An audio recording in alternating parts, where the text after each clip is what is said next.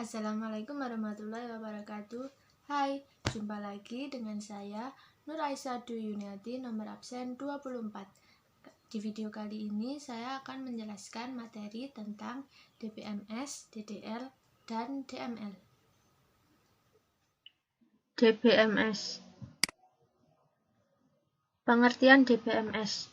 DBMS adalah suatu sistem atau software yang dirancang secara khusus dalam mengelola suatu database serta menjalankan operasi terhadap data yang diminta oleh banyak pengguna.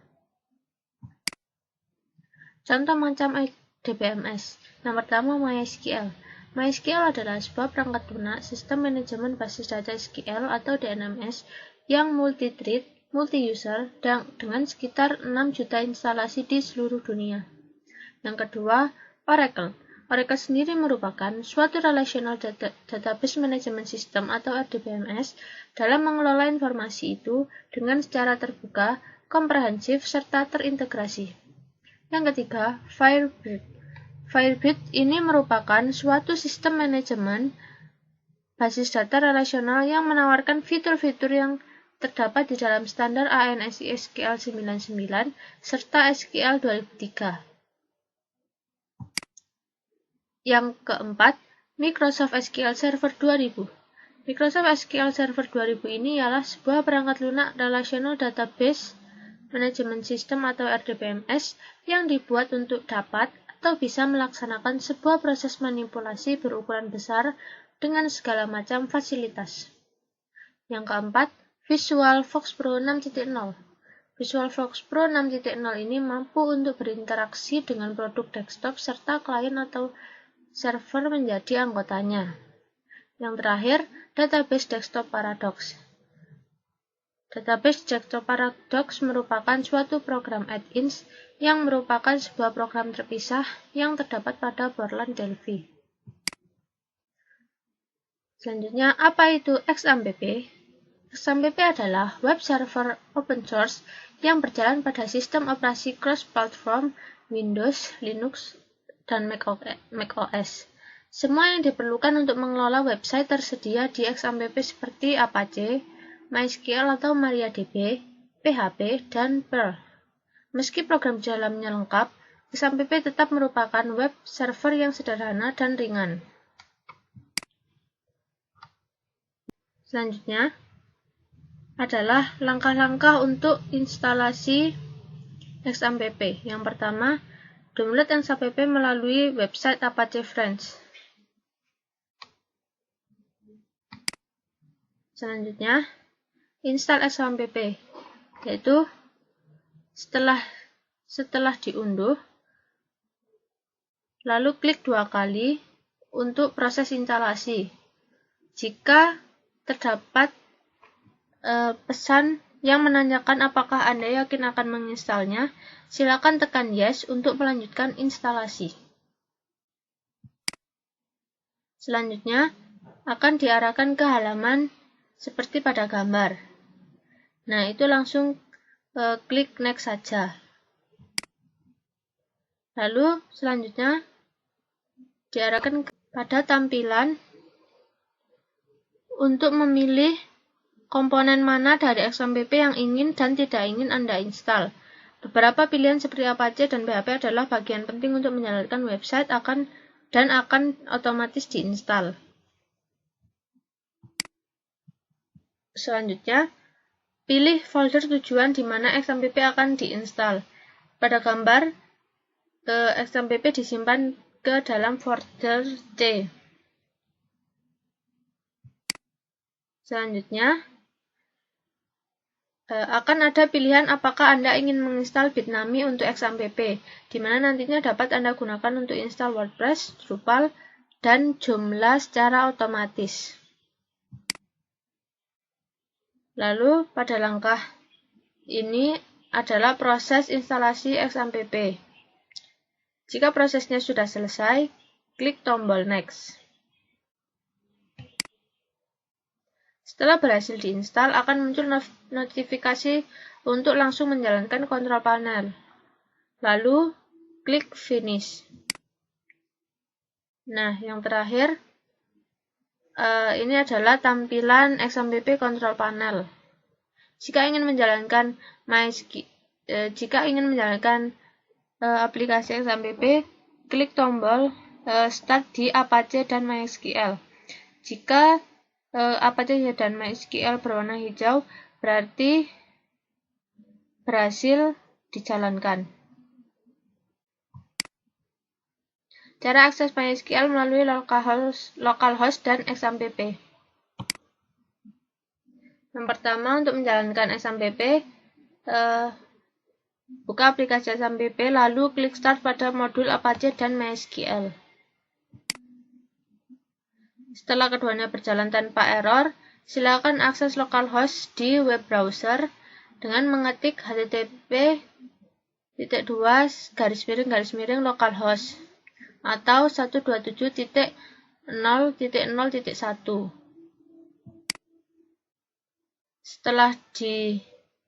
Setelah mengetik URL di web browser, lalu akan muncul tampilan seperti pada gambar. Ini adalah tampilan dari dashboard XAMPP. Cara akses MySQL melalui command line di XAMPP. Yang pertama, buka exam untuk menyalakan service MySQL. Setelah berjalan, langkah berikutnya adalah membuka shell atau command line. Selanjutnya, untuk masuk ke MySQL harus menggunakan username dan password. Untuk password jika ada passwordnya, kalau tidak ada, tidak apa-apa. Nah, ini cara lain untuk masuk ke MySQL.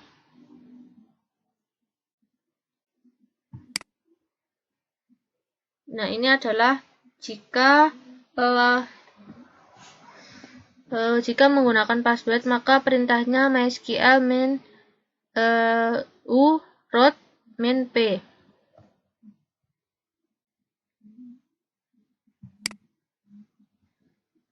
Selanjutnya adalah sintak SQL.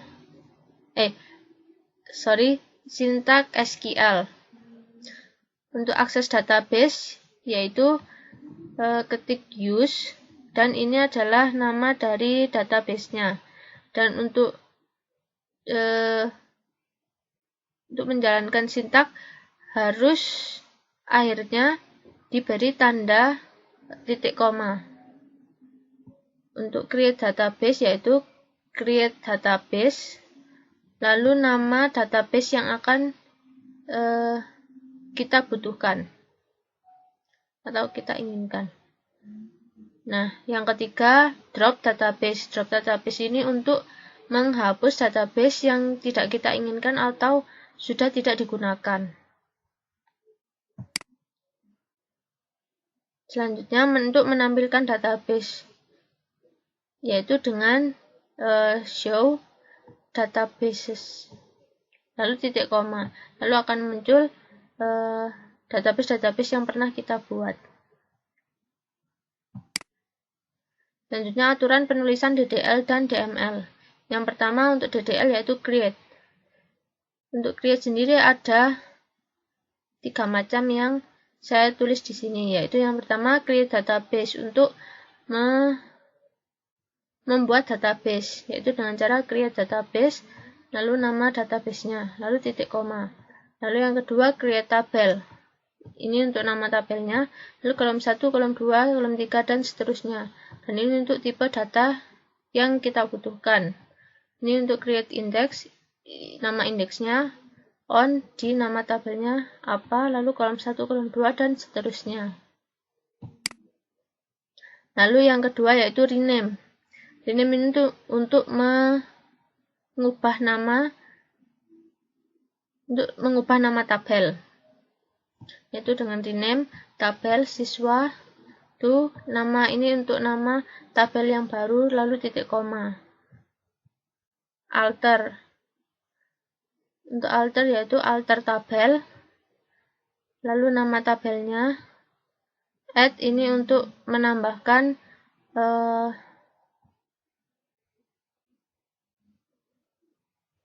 isi dari tabelnya. Lalu yang keempat, drop. Nah, untuk drop ini ada dua, yaitu drop database dan drop tabel.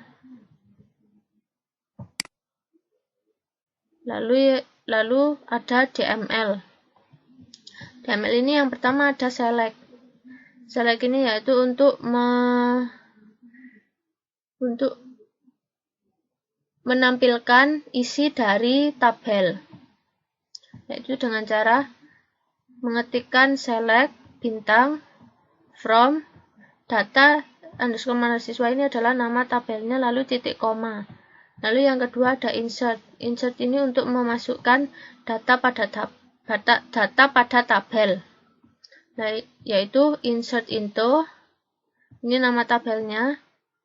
Ini adalah fieldnya. Lalu ini adalah untuk nilainya. Lalu titik koma. Lalu yang ketiga ada update. Update ini untuk mengupdate data yang sudah kita masukkan sebelumnya, jadi bisa kita rubah. Lalu delete. Delete ini untuk menghapus isi dari tabelnya, yaitu dengan cara delete from ini nama tabelnya, where dimana yang akan kita hapus. Nah, sekarang kita akan live syntax SQL yang tergolong dalam DDL dan DML. Yang pertama harus Apache dan MySQL-nya sudah menyala atau sudah running. Lalu yang kedua kita masuk ke MySQL-nya, itu dengan cara menulis sintaks seperti ini.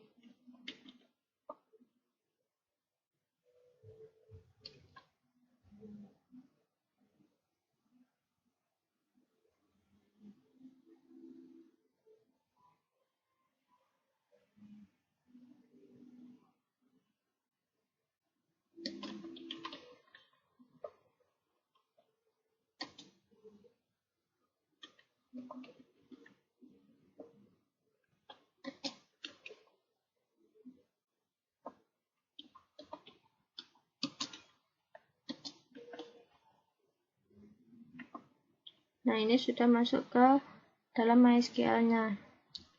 Lalu yang pertama kita akan langsung membuat database. Sintaknya yaitu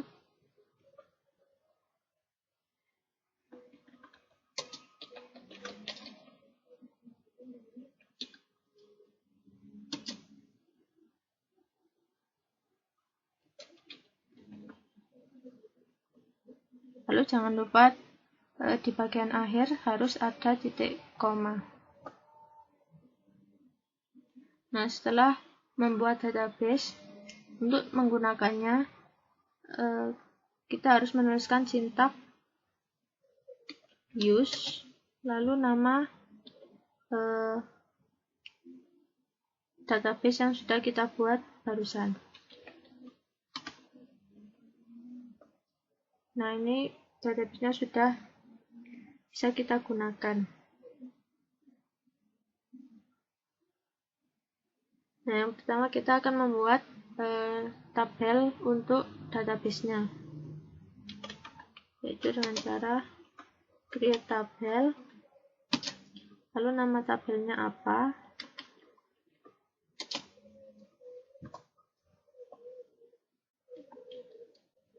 lalu kita isikan field-fieldnya.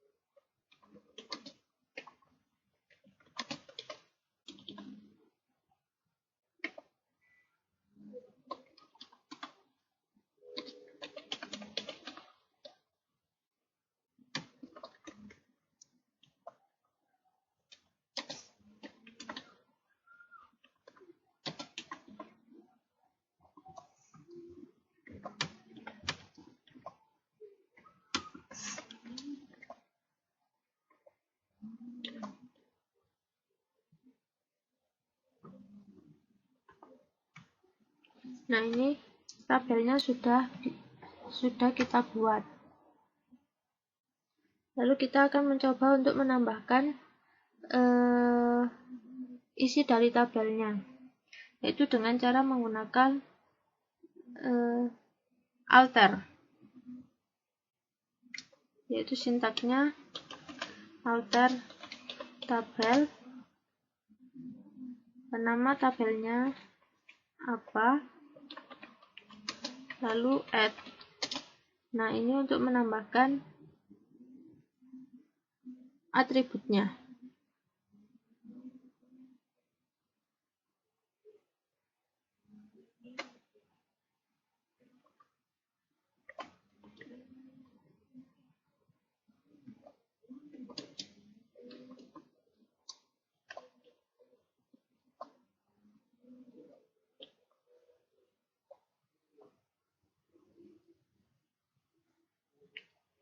Nah, ini sudah berhasil.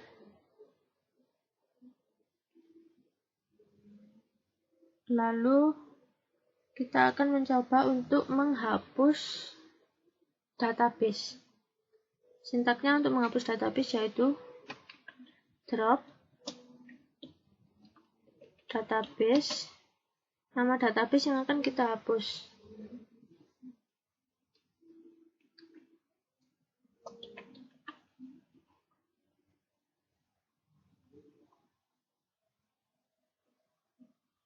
Nah, database yang kita hapus sudah berhasil.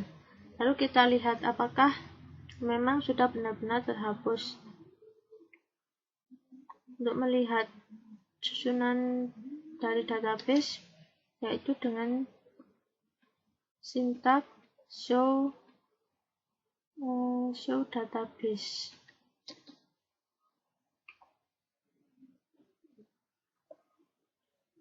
Nah, database basis data sudah tidak ada.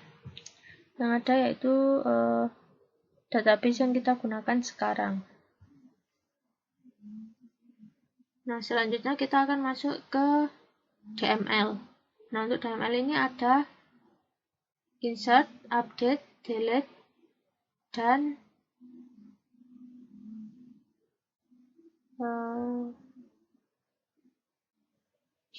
show untuk melihat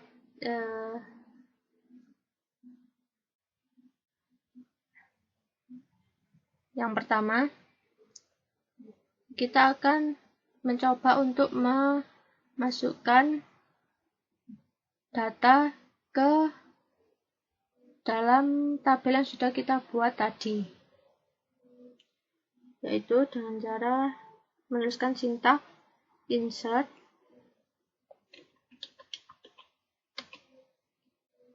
into nama tabelnya tadi apa, lalu nilainya,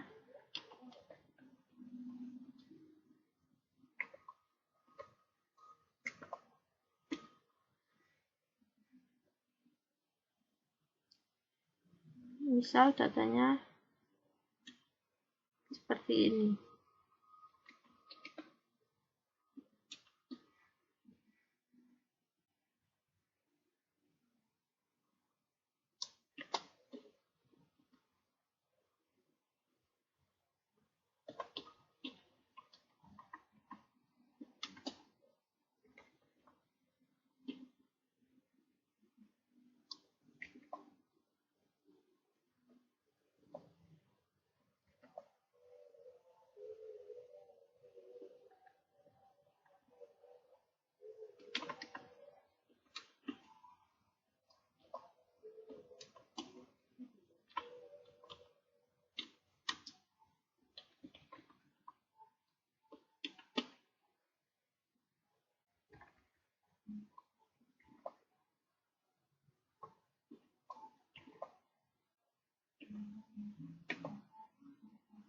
Nah, mengisi tabelnya berhasil.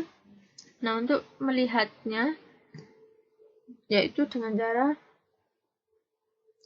select, sintaknya itu select bintang, from, lalu nama tabelnya apa? Nama tabelnya yaitu biodata. Lalu titik koma. Nah, ini data yang kita masukkan barusan.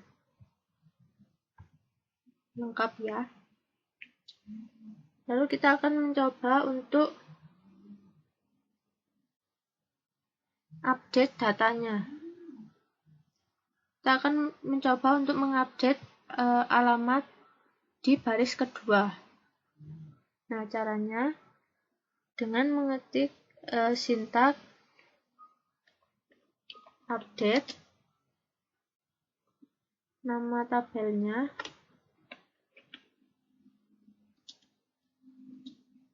set, misalnya di alamat itu yaitu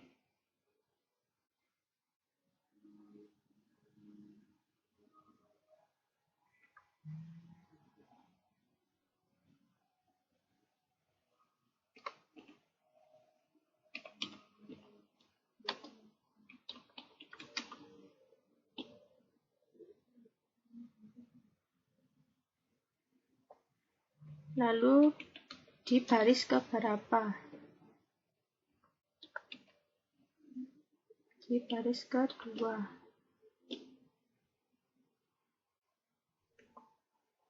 Nah, berhasil. Mari kita lihat.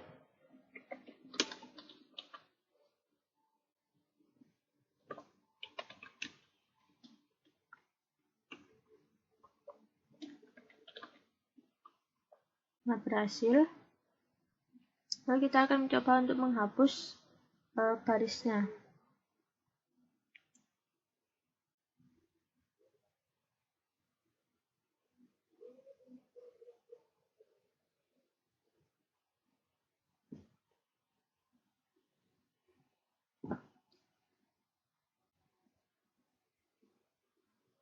Yaitu dengan menulis sintak delete from, nama tabelnya,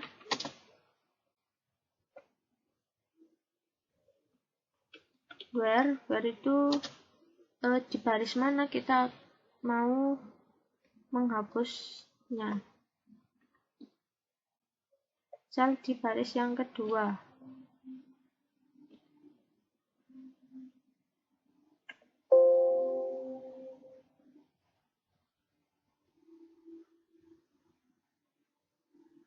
Nah, ini salah menulis.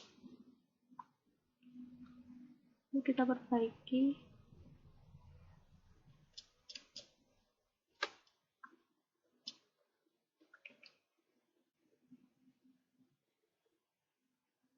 Nah, ini baru berhasil.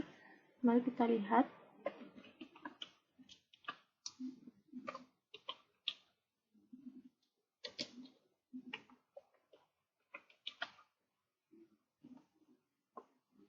Nah, sudah hilang.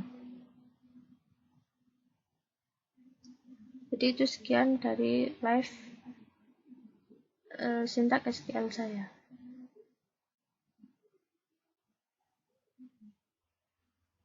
Sekian presentasi dari saya.